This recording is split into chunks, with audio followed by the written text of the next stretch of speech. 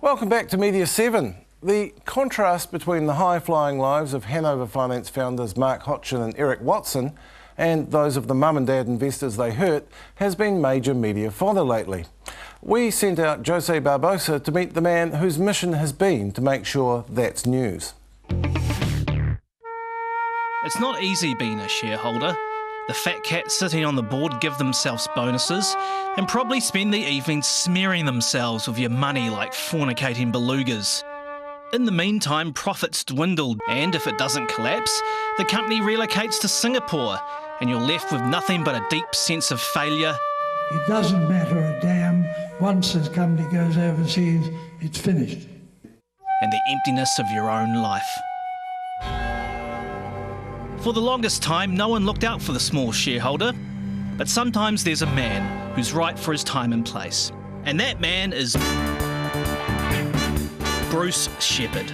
He's an accountant and the chairman of the New Zealand Shareholders Association, founded in 2001 to redress what he reckoned was an imbalance in the way companies are run.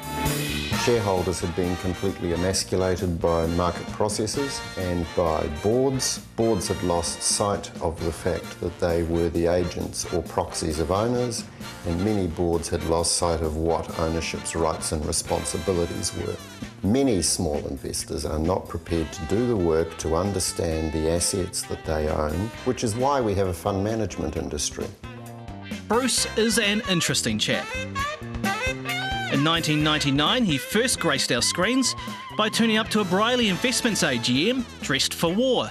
Selwyn Cushing was the chairman, and he gave us 2 minutes silence for the fallen, and then I did an address that the real fallen I was talking about were Briley shareholders. That conflict cost this nation $378 million US. After that, he just couldn't help himself. If there was a company director that needed to be taken down a peg, or investors' rights to be upheld, Bruce was there. I'm an opportunist. If it looks like a good issue that won't cause confusion, I'll grab it. He doesn't dress up anymore, but Bruce is still the master of getting the media to cover the stories he wants. He was able to get Prime News, Campbell Live and Close Up talking to him outside Hanover Finance co-owner Mark Hodgson's mansion for a bit of tub thumping. Plush parties, flash houses. Beyond the banquet of rooms for every occasion, Auckland, spread out below like a loyal subject. I arranged to meet Sainsbury first, then rang Campbell and said, look, I'm doing Sainsbury as well, so you don't want to trip over them, do you? I'll give you a call when they've buggered off. And then Prime was done in here, and I thought, cool, I've covered all three news medias. That should get me 20 plus 20 plus 10 equals 50% coverage. If the audience doesn't get the message, then there's not much more I can do for them. There has been a gutting out of New Zealand financial commentators, whereby quite a lot of our content, if it's not authored in New Zealand, is subbed and dealt with in Australia. That's a travesty. Talking to Bruce, you get the feeling that somewhere in his files there's a folder marked plans for world dominance. At the very least, he would be a dynamic and sensual dictator. Bruce likes to be referred to as not Bruce the Goose, but Bruce Shepherd the Leopard. In the meantime, though, the crusade continues. Jose Barbosa with a fellow beardy man there. I'm joined now by Dominion Post financial commentator Terry Hall, who has not only followed the ill fortune of the finance companies, but also lives on the Kapiti coast, home to many of the small investors who've been hurt. Welcome, Terry. Now, as we saw there, the likes of Watson and Hodgson have been trounced in the news lately, but do you think we've really seen the full story of the impact of these finance company failures? No, we haven't. And I think the real problem is that people haven't appreciated just how bad this situation has been. And the media hasn't reported it. I've had a few cracks at it. It's a very hard story to report. The basic problem is that if you lose $6.5 billion out of the New Zealand economy, it's one hell of a lot of money. And the people that have lost it are the people who can't afford to lose it. And in point of fact, as I see it, most people start saving when they're 50. They haven't got a chance before then. They've got kids, they've got mortgages, And when they get to 50, they start saving a bit. And they've been misled into putting their money into some of these shonky finance companies. There's no question of that. And they've taken some very bad financial advice. The end result is that they've been sold some terrible investments, some absolutely shocking investments. Should they have been warned? Have financial commentators in the media failed in their job? Well, one of the problems, and I've fought with it for years, because I've been business editor for papers for years, the basic problem is that people don't see, the people who should read the business pages don't. What happens is these people they'll know exactly everything to do with rugby. They'll devour the trotting results. They'll know every single thing about other parts of the paper. But when it comes to their own most important asset, the money they've saved, they go to some financial advisor or somebody like that and get some bum steers and lose the bloody lot. And I mean, it's a fact of life that people don't take care of their own finances as much as they should. And also, I mean, if they did pick up the paper, they would see very large, prominent advertisements by these same companies. Do you think that was a major part of the problem? Well, it was a great weight for the newspaper industry, because now the newspaper industry and television are foundering because the advertising's dried up. And of course it was, because some of the most respected people on television had advertising before TV1 News, telling people that this is great ways to invest money. And so the people, mum and dad investors who were looking for a steer would see an All Black or a famous TV1 presenter retired, getting up and saying, this is the way to put your money.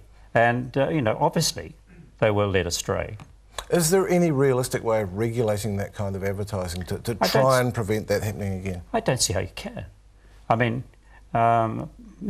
they've fallen their money apart, I suppose. But I don't see how you can actually stop high-profile people who've got credibility, apparently, getting up on media and saying, this is the way to put your money. I mean, I think people should have more sense. Some of the people behind these companies have reputations as being particularly litigious. Do you think that has actually served their purposes quite well? Has it prevented stories being written? It definitely has had a major impact. As I say, at Christmas time, I meet a lot of old colleagues, former colleagues of mine in the newspaper industry, and other people who've all lost money. They've invested with one or two people who I wouldn't have touched with a barge pole. And they didn't ask me for advice, and I've chose, basically, I don't like giving financial advice anyway. But these people came along and suddenly they've lost all their money. I mean, how on earth can one financial advisor take a little old lady and say she's diversifying her money, and she puts into 5 failed companies? They all failed and lost the bloody lot. I mean, there were scandals there. Also, I think in the media there was an impression abroad for a long time that property was a can't lose option for investment. How much of a problem was that?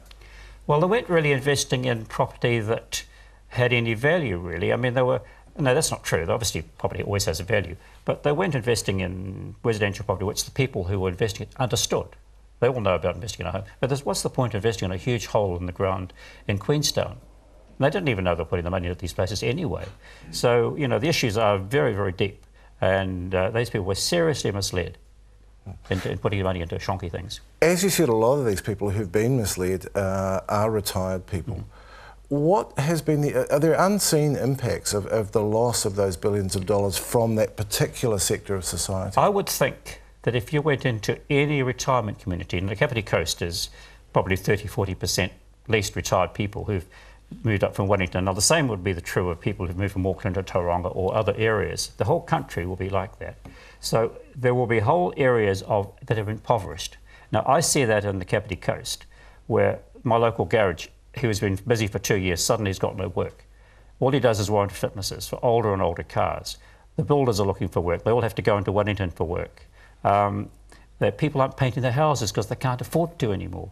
So there's a trickle-down effect, which is very, very grievous on a lot of people. So you're the first person who's actually pointed a lot of this stuff out to me. Is this a story that should be written? The downstream effects of what's happened? Well, I think it's actually probably quite easy for me because I'm mixing with people who are in that age group. It's an age thing. I mean, most people in the media these days are probably 20 years younger than I am. I've been around for an awful long time. And they are my friends. And I am deeply hurt and saddened to see the state they're in. And it's got to the stage now where I resist and think very hard about going to Christmas parties on the Kapiti Coast Because what happens is people say, are very well known in the Wellington area, people come to me and say, why didn't you warn us? Why didn't you write articles about this? You know, you'll let us down. This has cost all, they'd reached out, all their friends have lost all their money. And of course, the issue is actually quite simple. I'm a freelance journalist. I didn't want to spend the rest of my life in court, facing people who were 10 times, a million times wealthier than I was, hiring lawyers and defending myself. So obviously, I sort of hoped that the thing would go away. I was aware it was going on, but I had no idea of the depth that was going on. So again, we come back to this idea of the litigious nature of some of these people actually having a chilling effect on anything that can be written about them. Mm. Well, is there any way to fix this? I mean, we're nearly out of time, but is there any way that financial journalists can do their job to make sure this doesn't happen again? Well, it's very difficult. I really don't know the answer to that one. I mean, I've thought long and hard about it. And even now, I mean, I think very seriously about writing articles that I feel should be written. And I cage in, I sort of paraphrase them, I write around the story because I don't want to be sued. Because a lot of people out there who haven't been fingered, who should be fingered, and the Securities Commission and other people are now shutting the door, but the horse is bolted. It's the same as after the 87 crash. They started introducing legislation after the 87 crash, but it was too late. And so we've got the situation now where Securities Commission now saying at the end of next year they're going to produce documents and stop and roll new rules. It's too damn late. It'll be another 20 years before that next generation of people come through, and they're in their 50s, who might face this problem. But at the moment, the money's gone. Well, I hope we can find a solution sooner than that. Terry Allen, thank you very much for your time. That's been fascinating. And also thanks to our name suppression commentators, Gary Gottlieb and Jock Anderson, and our gamers, Jared Campbell, David Dallas and Whammo. And thanks to you for watching. We'll be back with Media 7 next week. Until then, goodbye.